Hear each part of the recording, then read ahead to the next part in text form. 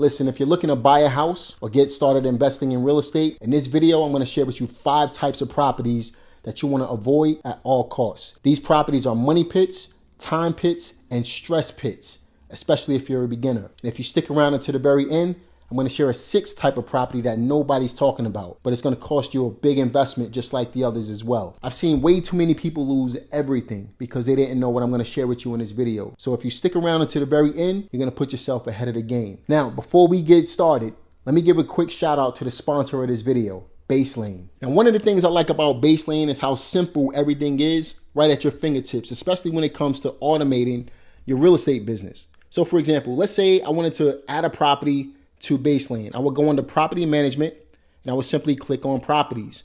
Now under properties, I just simply add a property and go through the steps. Let's say I wanted to screen a tenant. I click on screen tenant, set up screening, and follow the steps. Let's say I wanted to lease a property to that particular tenant. I click on lease agreements, and then under lease agreements, just click on new lease agreement. And you can send this lease agreement automatically for e-signature. Or what about rent collection? You can provide your tenants with their own dashboard in order to be able to sign in and add their banking information so that your rent collection is done automatically every single month.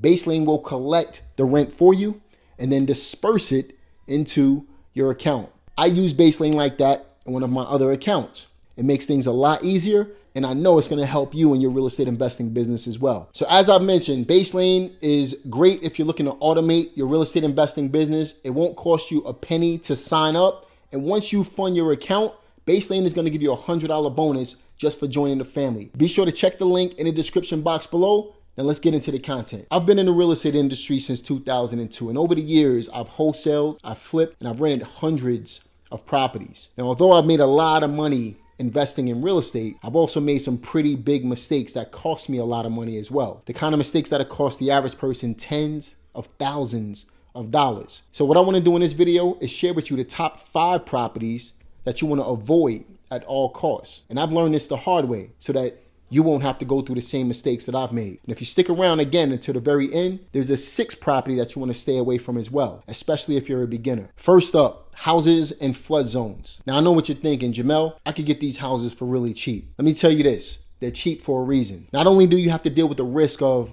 the property flooding, but you also have to deal with insanely high insurance premiums. If you're a homeowner or investor, you probably noticed as of the last year or so that insurance premiums are sky high. Now with insurance premiums being so high, that obviously eats into your cash flow. And as an investor, you're looking to make cash flow on long-term buy and hold properties. So that's a huge red flag when you're looking at buying real estate, especially in a flood zone. Now here's another part. Buyers don't want them either. If I'm looking for a property for myself, I'm definitely not looking for properties located in a flood zone. Would you be looking for a property in a flood zone? Think about that. So even if you're getting a deal today, that deal can cost you later, especially when you're trying to sell a property. So how do you avoid flood zones?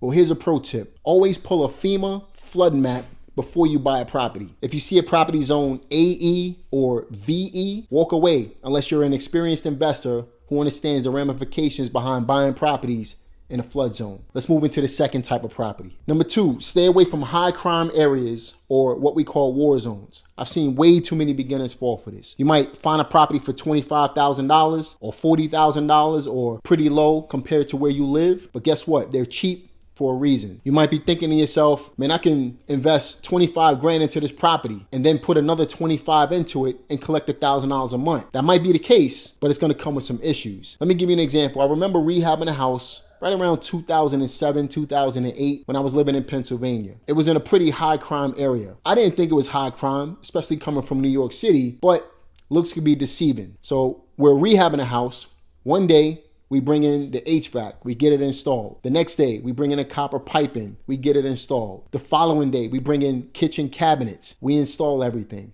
The house is looking nice. As we're bringing the stuff in, guess what's happening? The neighbors are watching. The day after we installed the kitchen cabinets, we came back, all of the cabinets were taken out. All of the copper piping was gone, and they took parts of the HVAC system as well. Now, I did file a police report, but even while filing a police report, of course, we never found out who stole the stuff. And again, I'm from a neighborhood like that. I kind of know somebody on the block took the stuff and nobody's saying anything. But I'm not going to go around getting myself in trouble and get myself in a situation just to find out who stole my stuff. So it cost us $15,000, $20,000 in additional money on that rehab just because we bought in a high crime area. So when you think you're going to rehab in a high crime area and everything is going to go smooth, think again. In addition to that, just because you can get the property for cheap doesn't mean the value is going to be there in order to be able to sell the property on the other end, or a buyer will be interested in that property in the first place. Just because you can collect, let's say $1,000 a month in rent, doesn't mean that you're going to get the best tenant that's going to take care of the property. That happened to me too. I remember renting a property to somebody, and it was right around $1,000 a month, maybe a little less than that. When she left, she destroyed the property and left roaches. So these are the type of issues that you deal with in war zones. And granted, these issues can happen anywhere. Here's a pro tip in order to be able to tell if a property is located in a war zone. Drive the property at night.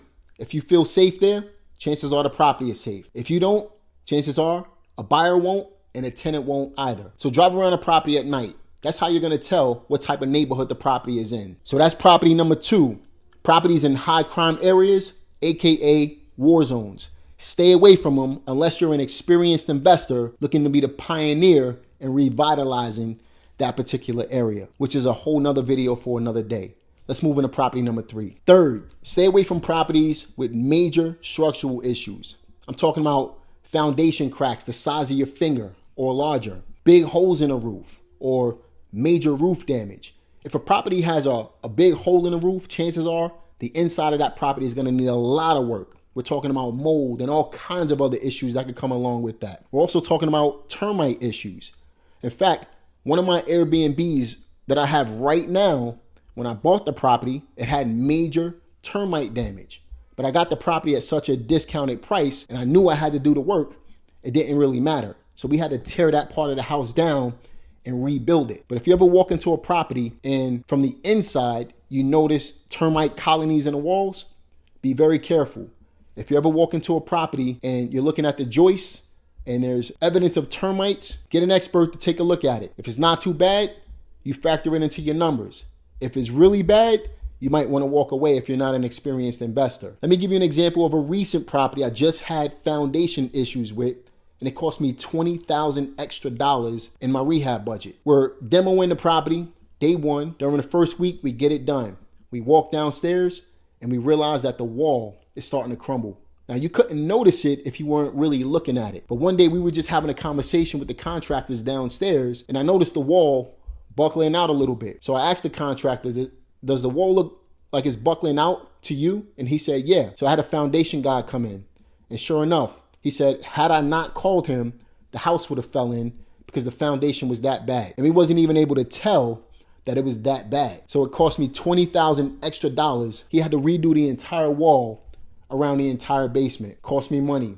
But hey, I had to get it done. The point is, be careful when you're buying properties. Take a really good look at a property's foundation. Take a really good look at what else is going on with the property structurally before you buy it so that you won't get yourself into a money pit. I'm an experienced investor and all of these things still happen to me, especially when I buy properties sight unseen. So you definitely want to look out for these things in order to protect yourself so it won't cost you money in the long run. So how can you avoid these things up front? Here's a pro tip. Always get a home inspection when you buy a property. Bring contractors with you when you're looking at the property in order to get a real contractor's estimate. Contractors are trained to see things that the average person is not going to see, especially when something is wrong with the property. So bring them with you and get an idea of what the property really needs before you put in your offer. If you use that pro tip, it's going to save you a lot of money on the back end. Let's move into house number 4. Fourth, don't buy luxury homes as your first deal. This is a huge mistake that I see a lot of beginners make. They think if I buy $1 million house, I can make $1 million on a property. Wrong. The margins on these properties are slimmer, the holding cost is brutal, and the buyers are picky. Plus, with interest rates still relatively high and luxury demand slowing down a little bit, these properties can sit on the market for a long time. That means you're covering that $5,000 to $7,000 mortgage every single month out of your pocket. Again, the holding cost is brutal and there's no guaranteed sale. Now, I'm not saying that there isn't money in the luxury market. What I'm saying is, as a beginner, you want to be really careful when you're looking at this type of investment. Make sure your liquidity is relatively high. Make sure you can afford the monthly interest payments that's going to come with the property. Make sure that you plan out months in advance, planning on a property to sit on the market for a while, especially in this market. If you do these things, you might be safe, but I still wouldn't recommend it as a beginner. So what should you do? Well, here's a pro tip. Stick to the bread and butter properties. These come with the largest buyer pool. So what's a bread and butter property? Well, you have your average 3-bedroom, 2-bath property that's under 2,000 square feet and priced below the median home price in your local area. If you stick to these properties, you'll move them relatively quickly, even with the interest rates being a little on the high side right now. Let's move into the next type of property. And finally, to round off the top 5 of the main list, you have unpermitted additions or illegal conversions. This one definitely sneaks up on beginners big time, and it costs them a lot of money on the back end. Now, you might walk into a property with an extra bedroom and say, hey, additional square footage. But here's the problem. It's not permitted. And if a local municipality finds out, they can make you tear it all down. And it can cost you a lot of money. So if you're ever looking at a property and on the tax records or on the property records, it says that it's a true 2-bedroom, 1-bath property. But then when you walk in and they're trying to sell you a 3-bedroom, 2-bath property, you might want to drop that price and work your numbers as a 2-bedroom, 1-bath property, which is what's showing on the tax records. If not, it could come back and bite you on the other end. Right now, I actually have a client that's buying his first flip. We're actually closing on it in a couple of days. Now, this property is a true 3-bedroom, 1-bath property, but on a lower level, there's an additional 1-bedroom and another half bath. Now, he worked his numbers as a 3-bedroom, 1-bath. Had he not done that, he would have paid too much money for the property because you have an illegal bedroom and an illegal bathroom downstairs. Now, can he convert that into an actual bedroom and bath? Absolutely. But he has to bring it up to code in order to be able to do that. That's doing it the right way. If you try to do it the other way, it's going to come back to bite you in the long run. So stay away from properties with unpermitted additions or illegal conversions unless you work your offer based on what the tax records is saying the property is permitted as. Another example, one of the properties that I recently flipped, I bought as a 5-bedroom, 2-bath property. I converted it legally into a 4-bedroom, 3-bath property. And the layout is much better because of it. But had I not converted it into a 4-bedroom, 3-bath on the tax records, it would have came back to bite me in the long run. So make sure you work your numbers like this up front.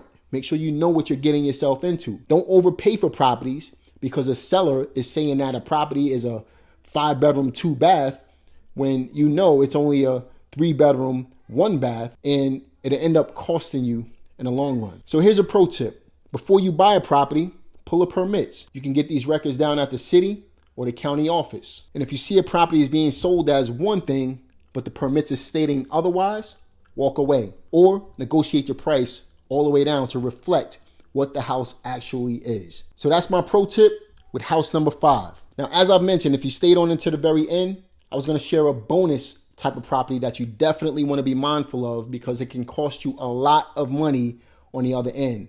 And trust me, buyers don't like properties located near these, and that's railroads. Be very careful buying properties near railroads. I've done it, and it took me forever to sell that flip because of it. Here's why. Buyers don't want to be around noise, at least not a train running through the neighborhood at all times of the night, especially with the horn blowing. Between the noise, the vibration, and the safety, this is a huge turnoff for buyers, especially when you're flipping properties. Even when you're renting properties, this can be an issue as well. A lot of tenants won't look at this property if it's located near a railroad. So be careful when you're buying properties and there's a railroad in the area, or at least nearby. Now, on the flip side, investors don't want them either. Why? For the same reasons buyers and tenants won't want them. It's going to be really hard for the investor to move this type of property. So what can you do to avoid these types of properties? Again, here's a pro tip. Always pull a satellite view on Google Maps to see where the property is located. If you see a property is located even remotely close to a railroad, you might want to second guess making an offer on that property. It can cost you big time on the other end. So let's go ahead and recap. Don't buy properties in flood zones. Avoid war zone neighborhoods. Walk away from properties with major structural issues. Skip luxury properties if you're a beginner, and don't mess with properties with unpermitted work. And in addition to that, stay away from properties near railroads as well. If you stay away from these traps, you're going to save yourself a lot of money, a lot of headaches, and a lot of stress on the back end. Trust me, I'm telling you this from experience. I've been through all of these different types of properties, and I did it so that you won't have to go through it yourself. Learn from my mistakes. And if you got value from this video, one thing that you can do as a favor to me is subscribe to my channel. It's free, doesn't cost you anything, but it's the one thing that can continue to add value not only to you, but to other people as well. And it also helps the channel continue to grow so I can continue to provide value to you in videos just like this. So be sure to like it, subscribe, click the notification bell, and let me know what else you want to see down in the comments below. I'll see you guys on the next one. Take care.